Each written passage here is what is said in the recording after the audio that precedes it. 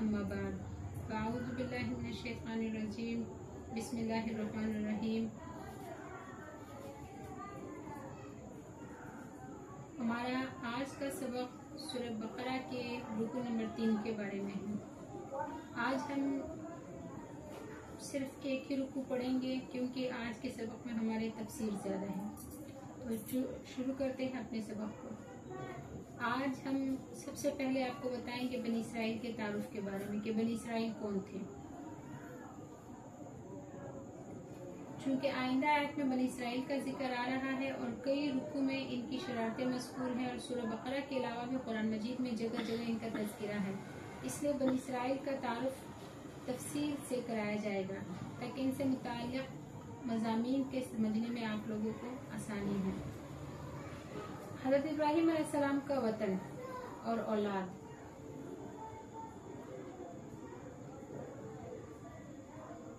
सबसे पहले आपको बताते चले कि यहूद की वजह तस्मिया क्या है, यहूदियों को यहूद क्यों कहते हैं, यहूद से क्या मुराद है, या यहूदियों का नाम यहूदी क्यों पड़ा।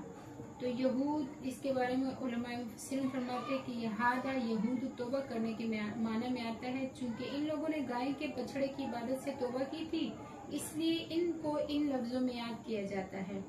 इनका मशहूर नाम यहूद है। जुमात को यहूद और एक शख्स को यहूदी कहते हैं। बाज़ हजरत ने यह भी फरमाया है कि ये लोग हजरत याकूब अलैहिस्सलाम के सबसे बड़े बेटे यहूदा की तरफ मंसूब हैं, इसलिए इनको यहूदी कहा जाता है। और बाज़ हजरत ने ये फरमाया है कि ये लफ्ज़ तहव्वुद से मुश्तक़ है, जो तहर्रुक यानी हरकत करने के माना में आता है। चूँकि ये लोग तौरात शरीफ पढ़ते हुए हरकत करते थे और इस तरह इनका ये लक़ब पड़ गया था, यानी यहूदी। तो यहूदी जो है ये कहाँ से शुरू हुए। हजरत इब्राहीम अलैहिस्सलाम का असल वतन बाबिल का इलाका था, जहाँ नमरूद बादशाह था। वहाँ बुत परस्त रहते थे। हजरत इब्राहीम अलैहिस्सलाम के वालिद भी बुत परस्त थे। आपने उन लोगों को हक की तबलीग की और तौहीद की दावत दी और इस सिलसिले में बहुत तकलीफें उठाई।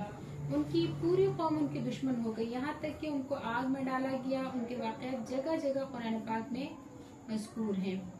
उनकी हजरत इब्राहीम अलैहिस्सलाम की 2 बीवियाँ थी, उनमें से एक का नाम सारा अलैहिस्सलाम जो उनके चचा की लड़की थी और एक बीवी का नाम हाजरा था। हजरत सारा से हजरत इसहाक अलैहिस्सलाम पैदा हुए और हजरत हाजरा से इस्माइल अलैहिस्सलाम पैदा हुए। हजरत हाजरा वही हैं जिन्हें मक्का मुआज़मा के चटियल मैदान में अल्लाह ताला के हुक्म से इब्राहीम अलैहिस्सलाम ने छोड़ दिया था। उनके साथ हजरत इस्माइल अलैहिस्सलाम भी थे, जो इस वक्त गोद में थे माँ की। मक्का मुआज़मा के बिल्कुल इब्तिदान आबाद करने वाले यही दोनों माँ बेटे थे। हजरत इसहाक और हजरत इस्माइल अलैहिस्सलाम के अलावा भी हजरत इब्राहीम अलैहिस्सलाम के लड़के थे, जिनके नाम अल बदाया व निहाया में लिखे हुए हैं। हजरत इसहाक अलैहिस्सलाम के आगे बेटे थे जिनका नाम हजरत याकूब अलैहिस्सलाम था, जिनका लक़ब इसराइल था। याकूब अलैहिस्सलाम का लक़ब इसराइल था। इसराइल का माना जो है उलमा मुफस्सिरीन ने लिखा है कि इसका मतलब अब्दुल्ला के आता है। इनकी औलाद को इनकी निस्बत से बनी इसराइल कहा जाने लगा, क्योंकि बनी कहते हैं औलाद को, तो इनको बनी इसराइल यानी इसराइल अलैहिस्सलाम की औलाद कहा जाता है। और उनके फर्जंद यानी हजरत यूसुफ अलैहिस्सलाम को भाइयों ने कुएं में डाल दिया था, जिसका किस्सा जो है वो सूरह यूसुफ में मज़कूर है। फिर ये हजरत इब्राहीम अलैहिस्सलाम जो कि बाबल में रहते थे, तो इनकी औलाद मिस्र में कहाँ से पहुंची। तो ये जब मिस्र के बादशाह नमरूद ने हजरत इब्राहीम अलैहिस्सलाम को आग में डाला, वहाँ पे अल्लाह रब्बुल इज़्ज़त ने इब्राहीम अलैहिस्सलाम को सही सालिम आग से निकाला। तो हजरत इब्राहीम अलैहिस्सलाम ने बाबिल शहर से किनान की तरफ हिजरत फरमाई। फिर किनान में आगे इनके हजरत याकूब अलैहिस्सलाम रहते थे, इनके बेटे।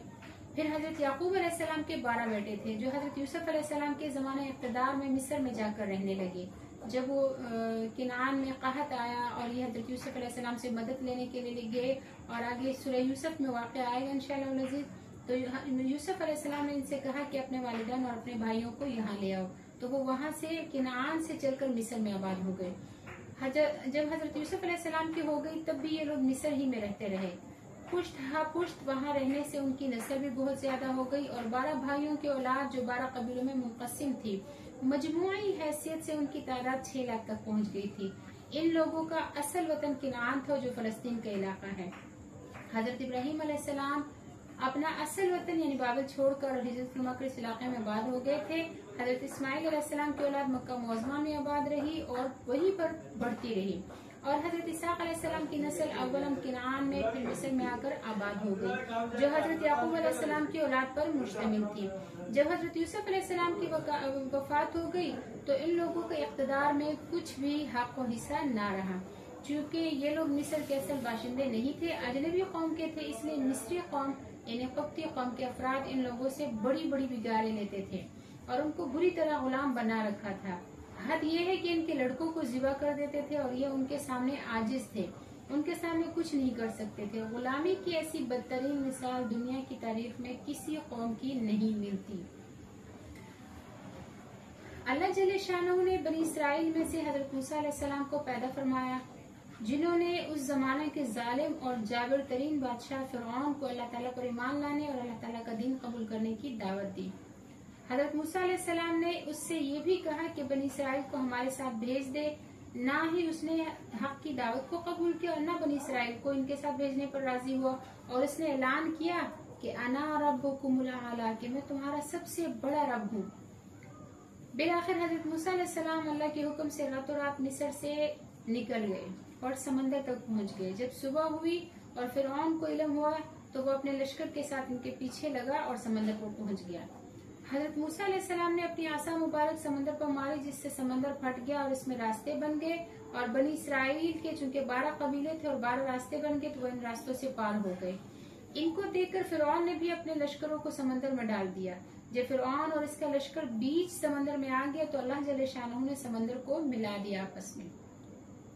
इस तरह फिरऔन का लश्कर तो डूब गया और हजरत मूसा अलैहिस्सलाम अपने कौम बनी इसराइल को लेकर समंदर पार चले गए।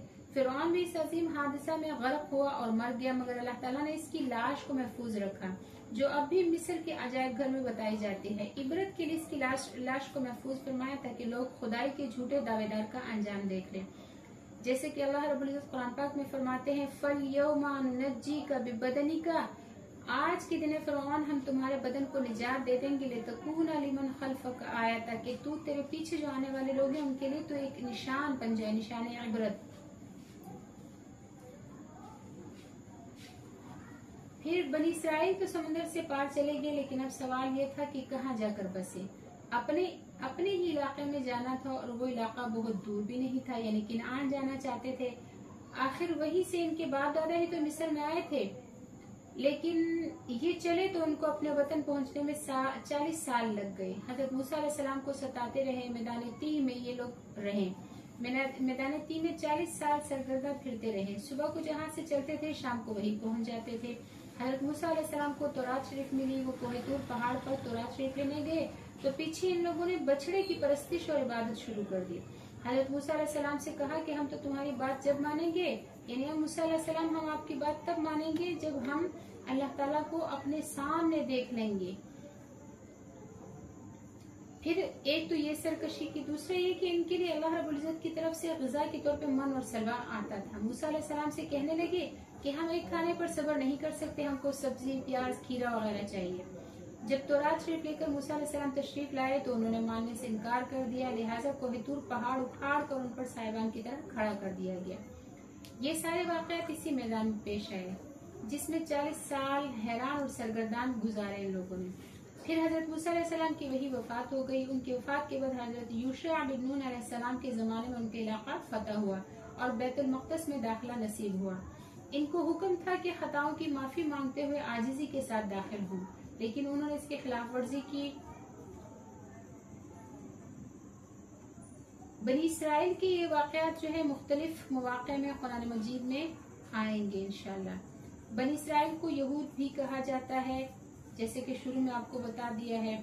और यहूदी जो है ये फिर मदीना में कैसे आए तो और कब आए, तो यहूदी जो है ये इसके बारे में मुअर्रिखीन ने लिखा है कि इनके वतन बैतुल मक़दस को जब बुख्त नसर एक बादशाह था, मशहूर काफिर बादशाह था, उसने जब बैतुल मक़दस को मुनहदिम कर दिया और वहाँ के रहने वालों को जलावतन कर दिया, और बनी इसराइल जो है यहूद यानी जो यहूदी है उनमें से बहुत से लोगों को कैद कर लिया। तो उनमें से एक जमात ने हिजाज की तरफ रुख किया और उनमें से बाज वादी कुरा में और बाज यतमा और बाज मदीना मुनव्वरा में आकर मुक़ीम हो गए।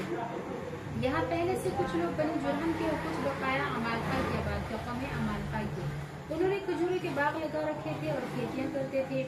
यहूदी उनके साथ ठहर गए और घुल मिलकर रहने लगे। फिर ये बढ़ते रहे और बनी जुरहम और कौम अमालका जो है ये कम होते रहे, यहाँ तक कि उनको यहूदियों ने मदीना मुनव्वरा से निकाल दिया और मदीना मुनव्वरा पूरी तरह इनके तसल्लुत में आ गया। इसकी इमारतें और खेतियां सब इन्हीं की हो गई और एक मुद्दत तक का जिसका इल्म अल्लाह ही को है, इसी हाल में ये लोग मदीना मुनव्वरा में मुकीम रहे। बाज़ मुअर्रिखीन ने ये भी लिखा है कि यहूदी उलमा तौरात शरीफ में नबी करीम सल्लल्लाहु अलैहि वसल्लम की सिफात पढ़ते थे। इनमें यह भी था कि आपकी हिजरत ऐसे शहर की तरफ होगी जिसमें खजूरें होंगी और वो पथरीली जमीनों के दरमियान होगा वो मकान। लिहाजा वो शाम से आए और इस सिफत की शहर की तलाश में निकले ताकि इसी शहर में जाकर रहें और मबऊस होने वाले नबी पर ईमान लाए और इनका इत्तिबा करें। जब मदीना मुनव्वरा आए, वहाँ खजूरें देखी तो वो समझ गए कि यही वो शहर है जिसकी तलाश में हम निकले हैं और फिर वही रहने लगे। मदीना मुनव्वरा की आबादी बहुत पुरानी आबादी है। इसका पुराना नाम यसरब है। नबी करीम सल्लल्लाहु अलैहि वसल्लम की हिजरत फरमाने के बाद इसका नाम मदीनतुर रसूल और तौबा और तैयबा मारूफ हो गया और अल मदीना और अल मदीनतुल मुनव्वरा के नाम से ज्यादा शोहरत हो गई। यहूदियों के मदीना मुनव्वरा में आकर बसने के साल बाद यमन के दो कबीले औस और खजरज जो कि बुत परस्त थे भी मदीना मुनव्वरा आकर आबाद हो गए थे। जब नबी करीम सल्लल्लाहु अलैहि वसल्लम हिजरत फरमा कर तशरीफ लाए तो मदीना मुनव्वरा में 3 कबीले यहूदियों के थे, बनी नज़ीर, बनु कुरैज़ा और बनु कैनुका, और 2 कबीले यमन से आकर आबाद होने वाले बुत परस्तों के मौजूद थे, यानी औस और खजरज। यही दोनों कबीले हैं जो बाद में अंसार बने। यहूद के कबीलों और औस और खजरज में लड़ाइयाँ होती रहती थी आपस में और यहूदियों से भी जंग होती रहती थी। यहूदी अहले किताब थे और अहले इल्म समझे जाते थे। जब यमन के इन दोनों कबीलों से इनकी लड़ाई होती थी तो ये उनसे कहा करते थे कि एक नबी मबऊस होने वाले हैं, इनका जमाना आएगा, हम इनका इत्तिबा करके और उनके साथी बनकर तुम्हारा नाश खो देंगे। फिर जब हज के मौके पर पहली मुलाकात में जब नबी करीम सल्लल्लाहु अलैहि वसल्लम ने औस और खजरज के चंद अफराद पर अपनी दावत पेश की तो ये लोग आपस में कहने लगे कि ये तो वही नबी मालूम होते हैं जिनकी तशरीफ आवरी की खबर यहूदी दिया करते हैं और हमें धमकियां देते हैं कि नबी आखिर ज़मान सल्लल्लाहु अलैहि वसल्लम तशरीफ लाएंगे तो हम इनके साथ मिलकर तुम्हें कत्ल कर देंगे। ऐसा ना हो कि वो लोग आगे बढ़ जाएं, लिहाजा हमें ये दीन कबूल कर लेना चाहिए। चुनाचे ये हजरात मुसलमान हो गए और मदीना मुनव्वरा आकर उन्होंने इस्लाम की तबलीग शुरू कर दी और अंसार के दोनों कबीलों में इस्लाम फैल गया। फिर दोनों कबीलों के 12 नुमाइंदों ने अगले साल मौसम हज में नबी करीम सल्लल्लाहु अलैहि वसल्लम से मुलाकात की और आपसे बैत की और अर्ज किया कि आप मदीना मुनव्वरा तशरीफ ले आए। इस तरह जो है नबी अलैहिस्सलाम और हजरत अबू बकर सिद्दीक रज़ियल्लाहु तआला अन्हु हिजरत फरमाकर मदीना मुनव्वरा तशरीफ ले आए। आपकी आमद से पहले बहुत से सहाबा हिजरत करके आ चुके थे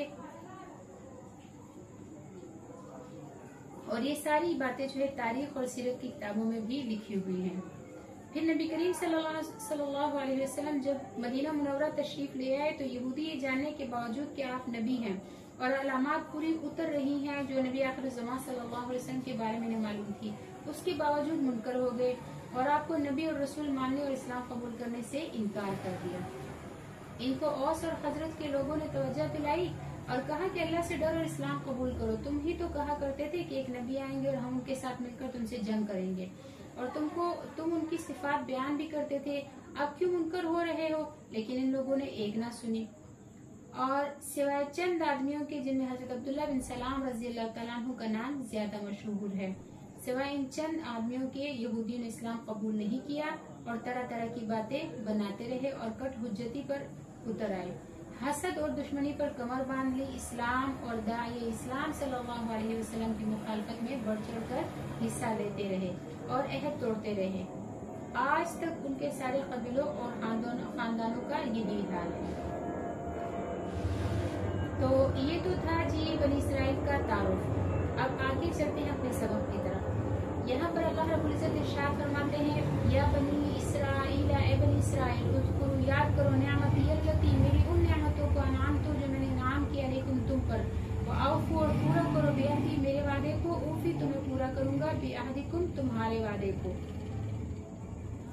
व इय्याया फरहबून और मुझ ही से मदद मांगो। बनी इसराइल का जैसे कि मैं आपको बता चुकी हूँ इससे यहूदी मुराद है। तो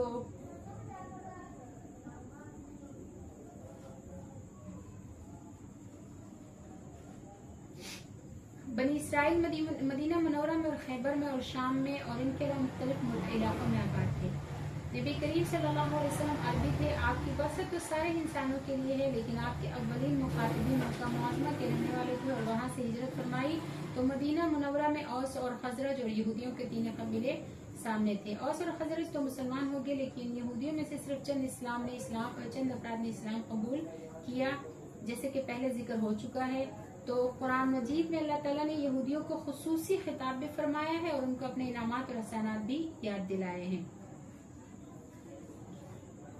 अल्लाह ताला की नेमतें बनी इसराइल पर जो कुछ थी वो उनको जानते थे, उन्हें अपनी तारीफ का पता था। कुरान मजीद में इन नेमतों का तज़किरा फरमाने में जहाँ यहूद को नसीहत है कि वो अल्लाह के आखिरी नबी पर ईमान लाए, वहाँ नबी करीम सल्लल्लाहु अलैहि वसल्लम की नबूवत की दलाइल भी है, क्योंकि आपने किसी से नहीं पढ़ा था, अहले किताब की सोहबत नहीं उठाई थी। ये वाक़यात आपको कहाँ से मालूम हुए? इसका जवाब सिर्फ यही हो सकता है कि अल्लाह ताला ने आपको बताया। आपका इन चीजों की खबर देना ये सब आपके मोजज़ात में शामिल है। फिर आगे अल्लाह रब्बुल इज्जत इरशाद फरमाते हैं, व आमिनु और ईमान लाओ बिमा उस कुरान पर अंज़लतु जो मैंने उतारा है, मुसद्दिक़न और ये कुरान तस्दीक करता है, लिमा उन किताबों की माकुम जो तुम्हारे पास थी, जो किताबें यानी तौरात ज़बूर इंजील की। वला तकुनु और तुम ना होना अव्वल काफिरिन भी सबसे पहले इसके इनकार करने वाले ना बनो। वला तश्तरू और तुम ना खरीदो भी आयाती मेरी आयतों पर समनन कलीला थोड़ी कीमत, और खास मुझ ही से अल्लाह फरमा रहे हैं फत्तकून तुम डरो। जब यहूदियों को नबी करीम सल्लल्लाहु अलैहि वसल्लम की बासत का इल्म हो गया और ये अहले इल्म थे, अहले किताब थे, हज़रत खातम नबीय्यीन सल्लल्लाहु अलैहि वसल्लम की अलामात अपनी किताब में पाते थे और पहचान भी गए थे कि ये वही नबी है जिनकी जो है बशारत दी गई, तो उनको सबसे पहले ईमान लाना लाजिम था। अहले किताब का जो दूसरा फिरका था यानी नसारा, उनके पास नबी करीम सल्लल्लाहु अलैहि वसल्लम की बासत की खबर बनिस्बत यहूदियों के बाद में पहुंची। मक्का मुअज़्ज़मा वाले जो थे वो बेइल्म थे, मुश्रिक थे, अपने कुफर और शिर्क पर अड़े रहे और जिद और इनाद पर जमे रहे, यहाँ तक कि नबी करीम सल्लल्लाहु अलैहि वसल्लम को मक्का से हिजरत करने पर मजबूर कर दिया। लेकिन यहूद के लिए इनकार का कोई मकाम नहीं था, उनको फौरन मान लेना था और तस्दीक करना था और नसारा से आगे बढ़कर इस्लाम कबूल करना था। लेकिन बजाय इस्लाम में आगे बढ़ने के उन्होंने इस्लाम से मुनहरिफ होने और नबी करीम सल्लल्लाहु अलैहि वसल्लम की नबूवत रिसालत का इनकार करने में पहल कर ली। इसीलिए फरमाया कि तुम इस किताब के इनकार करने वालों में पहल करने वाले मत बनो। वला तलबिसुल हक़ बिल बातिल और फरमाया कि तुम ना मिलाओ हक को झूठ के साथ, बातिल के साथ। तो तब तुमुल हक़ और तुम हक को छुपाते हो, अंतुम तालमून और तुम अच्छी तरह जानते हो। इस आयत में भी उलमा यहूद को खिताब है। ये लोग तौरात शरीफ में तहरीफ कर चुके थे और इसमें से कुछ बातें सही बातें उनके पास बाकी थी, उनमें भी खलत मिलत करते थे। अव्वल तो तालीम आम नहीं थी, अपनी कौम के तमाम अफराद को दीन और किताब नहीं सिखाते थे और तौरात शरीफ के औराक मुंतशिर करके रखे थे। जो कोई शख्स कोई बात पूछता तो कोई एक वर्क़ा निकाल कर इसका जो चाहे मतलब निकाल कर बता देते थे और पूछने वाले को खुश करने और रिश्वत लेने के लिए उसकी मर्जी के मुताबिक तौरात शरीफ के मज़ामिन की तशरीह कर देते थे। नबी करीम सल्लल्लाहु अलैहि वसल्लम की जो अलामात तौरात शरीफ में लिखी थी उसको भी छुपाते थे, तो इसलिए उनको यहाँ हुक्म फरमाया कि तुम हक को बातिल के साथ मत मिलाओ और अपनी बनाई हुई बात को अल्लाह ताला की तरफ मंसूब ना करो। आगे फरमाया वाक़िमुस्सलाह और नमाज कायम करो, व आतुज़ ज़कात और ज़कात अदा करो, वर्कअू और रुकू करो, मअर राकिईन रुकू करने वालों के साथ। इस आयत में नमाज कायम करने और ज़कात अदा करने का हुक्म दिया गया है। नमाज बदनी इबादत है और ज़कात माली इबादत है। कुरान मजीद में अक्सर इन दोनों का जिक्र साथ साथ आया है। नमाज में अल्लाह ताला की तरफ रुजू होता है, अल्लाह का जिक्र करने की तौफीक होती है, नफ्स में रुजू इल्लाह और तवाज़ुन पैदा होती है और नमाज की बरकत और समरात बहुत है जो उलमा ने अपनी किताबों में बयान की है। और ज़कात से नफ्स की कंजूसी दूर होती है और माल का खबस भी दूर होता है। और साथ ही ये भी फरमाए कि रुकू करने वालों के साथ रुकू करो, यानी नमाज बाद जुमात पढ़ो। जुमात की नमाज में बहुत सी हिकमतें और फवाइद हैं।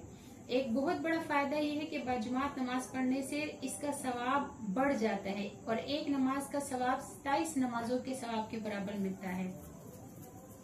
नमाज और ज़कात का हुक्म तो सभी को है, लेकिन यहूदियों को खुसूसी खिताब इसलिए फरमाया कि इन लोगों में हुब्बे जा और हुब्बे माल का मरज था। नमाज और ज़कात में इन दोनों का इलाज है। और बाज़ उलमा ने फरमाया कि वर्कअ माअ राकीन इसलिए फरमाया कि यहूदियों की नमाज में रुकू नहीं था। मतलब ये हुआ कि अब तक वो नमाज पढ़ते रहे, अब उसको छोड़ो और अब वो नमाज पढ़ो जो हजरत खातमुल अंबिया सल्लल्लाहु अलैहि वसल्लम ने बताई है, जो रुकू और सजदा दोनों पर मुश्तमिल है। और बाज़ उलमा ने इस आयत से नमाज बाजुमात के फर्ज होने पर भी इस्तदलाल किया है। नमाज बाजुमात की बहुत अहमियत है, इसकी हदीस में बहुत ताकीद आई है। हजरत अबू हुरैरा रज़ियल्लाहु तआला अन्हु से रिवायत है कि नबी करीम सल्लल्लाहु अलैहि वसल्लम ने इरशाद फरमाया कि कसम है उस जात की जिसके कब्जा में मेरी जान है, बिला शक मैंने इरादा किया कि लकड़ियां जमा करने का हुक्म दूं, जो जमा कर ली जाए, फिर नमाज का हुक्म दूं ताकि अजान दी जाए, फिर किसी शख्स को हुक्म दूं जो लोगों का इमाम बने, और मैं इन लोगों के घरों की तरफ चला जाऊं जो जमात में हाजिर नहीं हुए, फिर इनके घरों को इन पर जला दूं।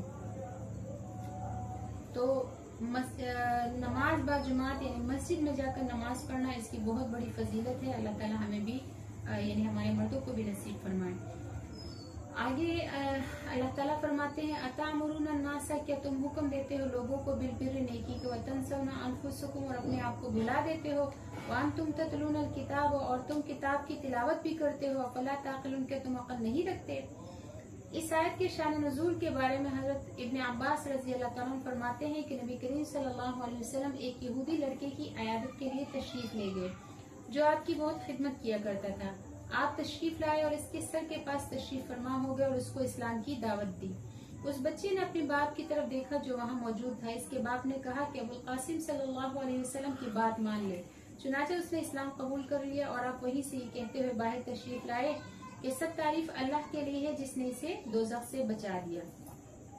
इसके अलावा भी उलमा यहूद में बेअमली आम थी, लोगों को नमाज रोजे को हुक्म करते थे और खुद अमल नहीं करते थे। लिहाजा अल्लाह ताला ने इनको आड़ दिलाई और फरमाया कि जो खैर का हुक्म करे उसे खैर में दूसरों से आगे बढ़ना चाहिए।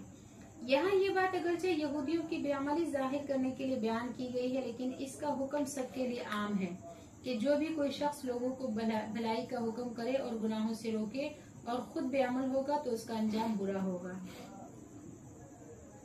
बाज रिवायत में है कि जो आलिम लोगों को खैर सिखाता है और खुद अमल नहीं करता, वो उस चिराग की तरह है जिसकी बत्ती दूसरों को तो रोशनी देती रहती है लेकिन खुद जल जाती है। इसी तरह बेअमल वाइजों की बहुत सजा है। हजरत अनस रज़ियल्लाहु तआला अन्हु से रिवायत है कि नबी करीम सल्लल्लाहु अलैहि वसल्लम ने इरशाद फरमाया कि जिस रात मुझे मेराज कराई गई, मैंने कुछ लोगों को देखा कि उनके होंठ कैंचियों से काटे जा रहे हैं, जब कट जाते हैं तो फिर ठीक हो जाते हैं।